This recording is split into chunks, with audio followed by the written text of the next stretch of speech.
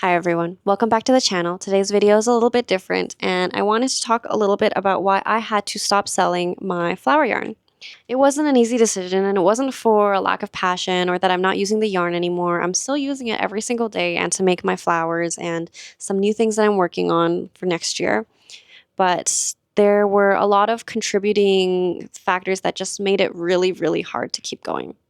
So I wanted to be transparent and talk about the real reasons, the things that were happening behind the scenes, whether it's financial strain, the manufacturing team, tariffs and the whole economy, logistics, and honestly, my own values have been kind of changing and that has contributed to it as well. But let's get into it. By the way, if you hear any like jibber jabber or like goo goo gagas in the background, it's because I'm multitasking. We're recording with this gremlin here, so if you hear anything, just pretend you don't. You want to say anything? She has nothing to say. Reason number 1. My manufacturer has shut down.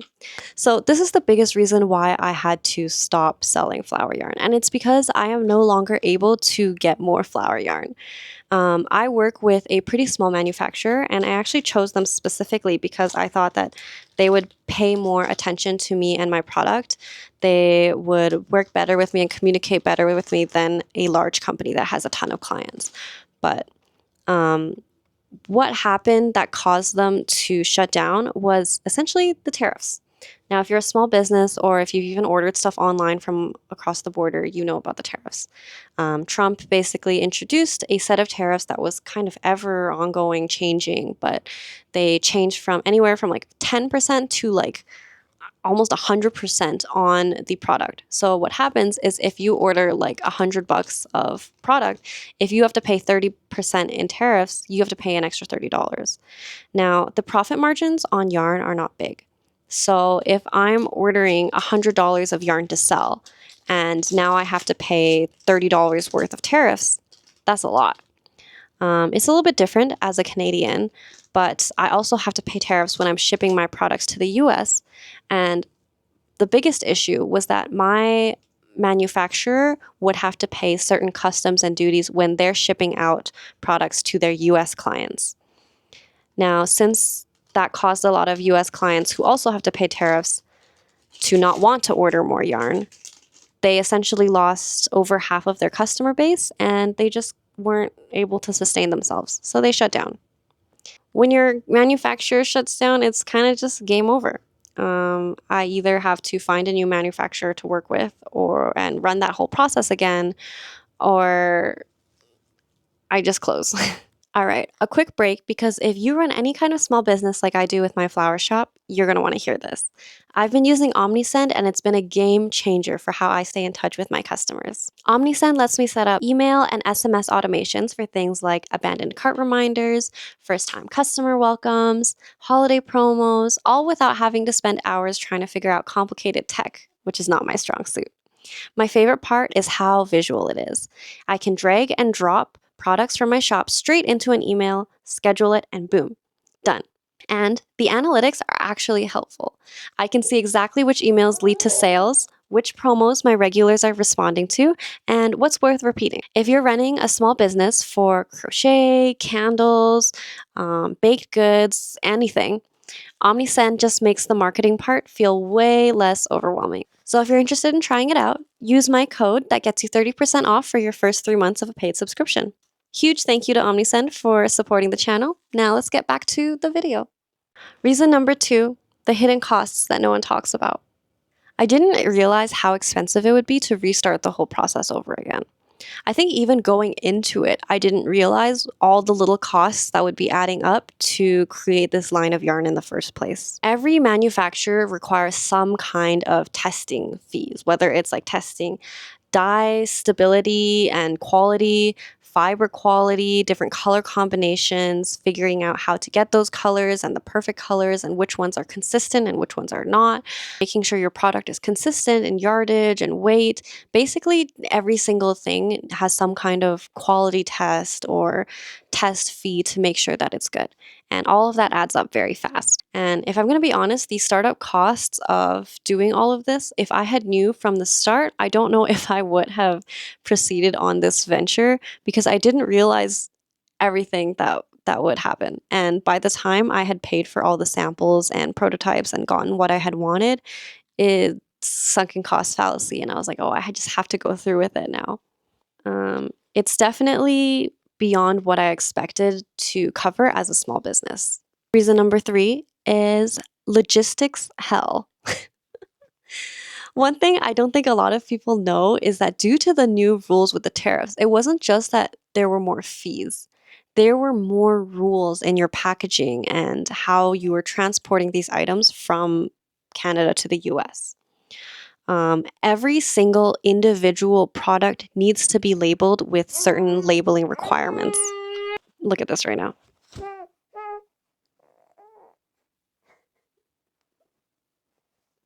I was literally hand labeling every single skein of yarn with a little made in China sticker. I printed these off on my label printer and I cut them out individually to stick on every single skein of yarn that was ordered.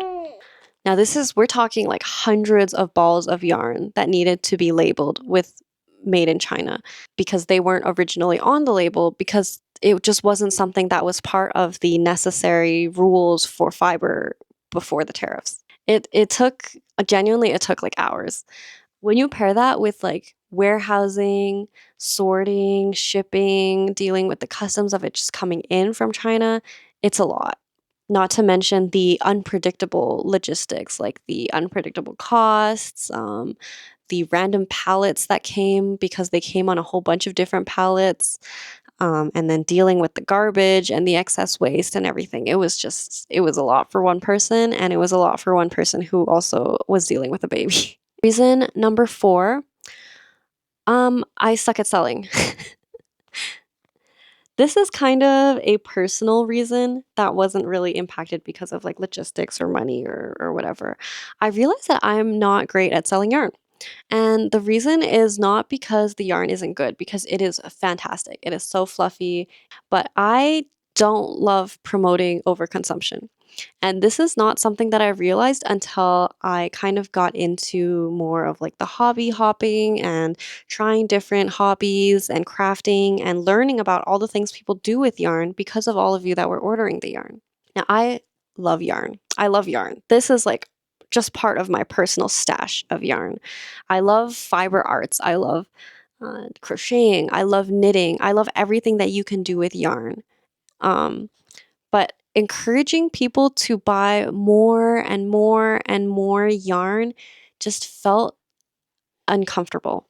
I don't want to push trends or push people to constantly collect yarn and buy yarn and build their stash. And, I have this huge stash of yarn and I love it. And I know there's this trend of building your craft room or, getting this really aesthetic space so that you can be mentally healthy and do all your little arts and crafts because you deserve it and you do. But this is unnecessary for a normal person who's just doing hobbies on the side. For me, this is my business, so this is normal. And I love showing off my shelf and showing everyone how much that I have. But if I'm going to be honest with myself, I don't think any one person needs hundreds and hundreds of skeins of yarn. But selling yarn kind of forces me to push that narrative and to encourage hauls and encourage people to get the new colors and build their craft rooms to be this unrealistically crazy stash. You do have to market constantly when you're selling something like this. It forces you to constantly be hyping it up. I think ultimately you just have to be very loud about that. And that just wasn't me. It just wasn't something that I personally agreed with.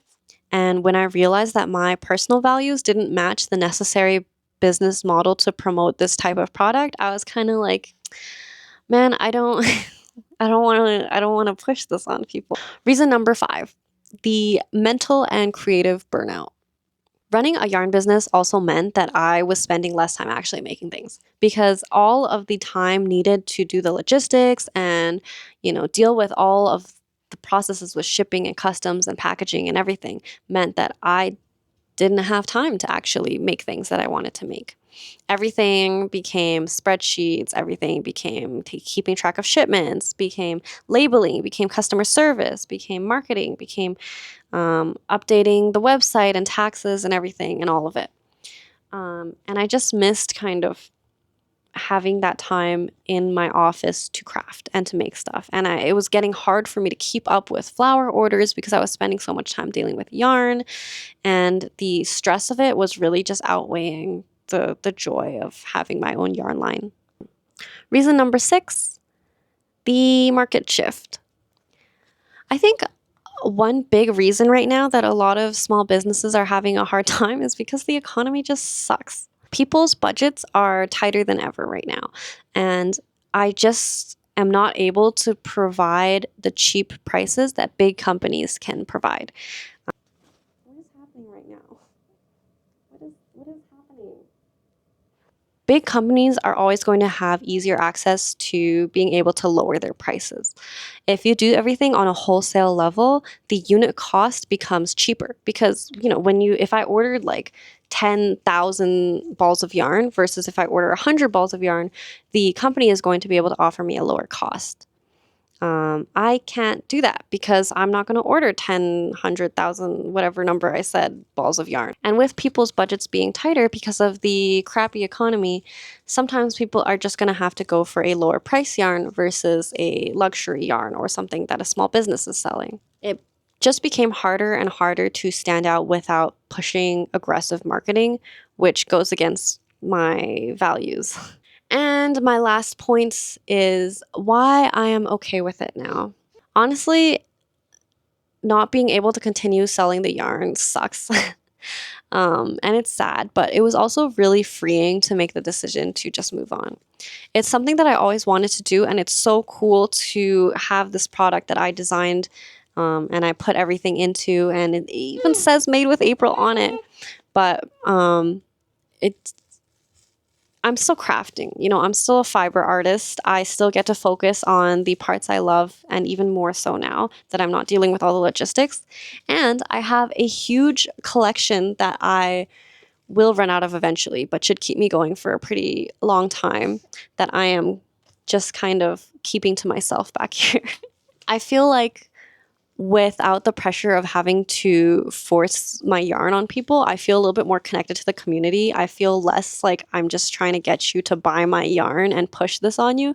Ultimately, I just feel like having that off my mind lets me focus more on being creative and the part that, leads me to love yarn the most, which is the whole making process. But thank you to everyone who supported the shop and purchased flower yarn while it was available. Even if it was just liking posts or cheering me on when I made the whole yarn line and went through that whole process, I really appreciate it.